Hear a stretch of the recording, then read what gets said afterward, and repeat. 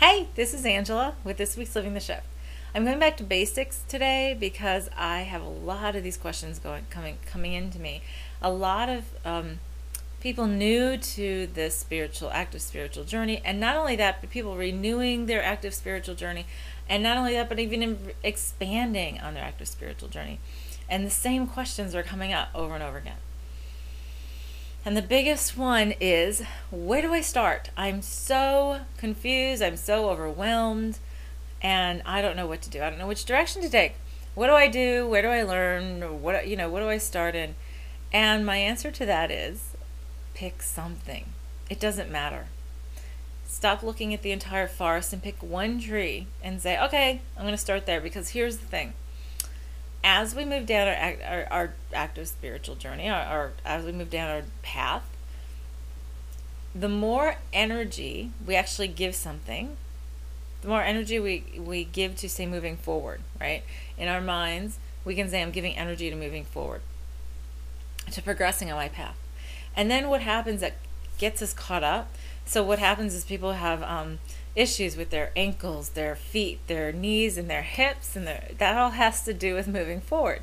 So many times they're like, oh, I'm ready to go, and then they sprain their ankle, or twist a leg, or hurt a knee. And that all has to do with, there's a level of them saying, I am so afraid that I'm going to make the wrong choice. I'm afraid that if I go this way, then that's the wrong way. So I'm going to just assuage that with you right now. There is no wrong way. Every choice is the right choice. And even if you take a step in a direction that is not your ultimate purpose, that is not your ultimate goal at the higher level of consciousness, your higher self is going to help you move over into that path. Now, sometimes what's really interesting is, it's really funny, is you might, if you look at it, say you looked at it in a schematic, right? And you actually end up needing to go over here, and you start here, and you go this way. If you looked at it, you might say, well, oh my God, I'm already starting out in the wrong direction. Oh, no. Because the way we played it, we're eternal beings. We've always been here, we're always here, we're always going to be here. So we've created these really, really complex experiences and lessons to learn. And this one is particularly complex, and so here's the thing. It might take us going this way, so that we meet one person who is going to hook us up into this path, who then, which then would guide us down this way, and then which would then give us a step or a little bridge that's going to get us right over here. And it might actually be the fastest path, but it doesn't look like it if you thought about it in the schematic way of seeing things. So there is no wrong choice. And the more energy you put forth to moving forward, the more you will be helped to get guided into the fast. If you set your intention for you to find the easiest and most graceful and easy path to take, with the most fun and joy and balance and harmony and all that kind of stuff.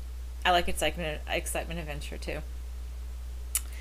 But if you set that intention and you let go and allow your higher self, allow your guides, allow Source to help you, help the universe conspire to help you, you will get there very easily. And if we try to overthink every step of the way, sometimes we will never get started. So many are having feet and ankle and legs and knees and hips issues right now because of this, because they're, oh my gosh, what if I make the wrong step? I would love to do this. This is something that is amazing, but I'm so scared. I'm freezing myself in my steps. I don't know where to start. I don't know what the first step is. So my answer is always, it doesn't matter, take a step, whatever it is. Because if you put that energy in it, you'll be taken in the right direction. And that has to do with everything from what I'm doing in my job, like if I wanted to change what I want to do in my life, if I wanted to really follow my heart's desire and find it, because we many times don't have conscious knowledge of what the heart's desire is. So, because we built it into this puzzle, again, that's whole, complex part of this. But if we say I'm putting my energy towards it, and you start taking like steps to, say, look into a class or look into trying something out on the side or whatever. And some of us, like I was, sort of pushed off a cliff and said, "Oh no, you came." I had it really blatantly given to me, like, "This is what you came here to do. Enough of this, other stuff." So that's the bigger picture. When it comes down to experimenting and expanding our consciousness and working specifically on that, it's the same thing. It doesn't matter what, just pick something, okay?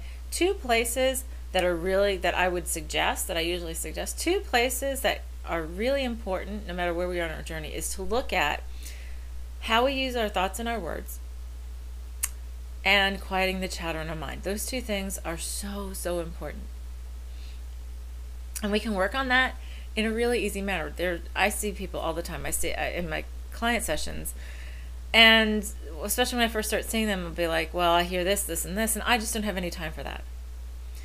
So my answer is, so that means you have no time for yourself, which means that you are not valuing yourself, and you're valuing, the needs of others over the needs of yourself. Now, we have been taught that that is a noble thing to do. However, what I explain in there is, if the well is dry, there is no well. So if you give yourself away, right, and you don't first nurture and nourish and love yourself, there's going to be nothing left to give. So, but then it goes back to 10-15 minutes a day of some sort of clearing your mind. And whether it's this like a heart-centered meditation where you're expanding your light out and just feeling your light emanate through your body step by step, or it's full-blown kind of meditation, it doesn't matter. It's really important to quiet the chatter, because when you quiet the chatter, you can feel your heart. And your heart is what tells you about your soul's purpose. Your heart is what tells you what is the highest and best path for you, no matter what you take, no matter what you're pursuing. So that's number one. All right, so finding some way to, even like I said, 15 minutes a day. There's a saying that I've seen, I don't know, one of the inspirational quotes I've seen or whatever is like, if you don't have, if you have time to meditate 15 minutes a day or 30 minutes a day, and if you don't, meditate for an hour. If you don't have time, meditate for an hour, because the more you do that, the more you make time, and you'll find the space in between time, and things start to slow down and smooth out, because of the fact that you then start actually becoming more efficient with your actions, because you then can hear the higher self. So that's one thing that I recommend. The second thing is also, which can come even before the first thing I talked about, is the words and thoughts, because we create. We are creators. We are the divine.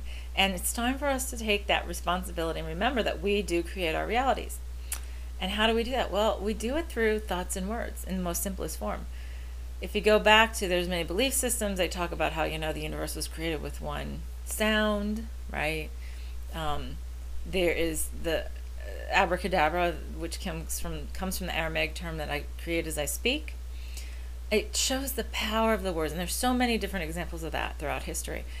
So the key is to remember, our words have power and our thoughts have power of creation. And the more we repeat a word or a phrase, the more we create that in our reality. So how many times have you said, well, that's just not for me. Oh, I've just never been that lucky. Or that just never works out that way for me. I'm always sick. I always get the short end of the stick. Whenever you say that, guess what? You're creating it. Even more so than it already was. And every time you say it, it becomes more concrete. So the key is to stop and take a deep breath, right? To remember, I am the divine. All of us are the divine. All of us are limitless in our power. We are the creators of our reality. And if we stopped and truly listened to that, and we truly lived by that, then the key is to say, what words and thoughts would I use to create the most amazing, fun, exciting, adventurous existence that I would possibly have here in the 3D? Because we can decide on that. We can create it. And I've seen it in my life. I mean, I love everything that I do, and how everything is just given to me as it's expected, or as actually even more than expected. That's given to me in the highest and best way, and I have so much grace and ease now and everything else. Well, that didn't come overnight. That came with the effort of changing the way my thoughts and words came out of me. It came through me. And I catch myself, and there are still times, because there's so much cultural reflection. There's so much cultural insistence on, not having power, being disempowered. And we're working on changing, and that's part of the shift. The shift is remembering our empowerment, remembering our divine abilities, remembering that we're limitless and that we have a choice in everything. We're throwing the word victim out because victim is an ego-made word. Okay? We are the ones to take responsibility and have full power of how we create our reality. So, the key is this: to step back, take a breath before we create the thought of the word and say, okay, let's do this in a positive manner. Instead of saying, I am sick, you can say, I'm getting better.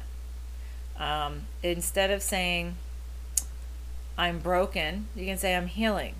Instead of saying, and so we can change the way we do things from a negative tilt to a positive tilt.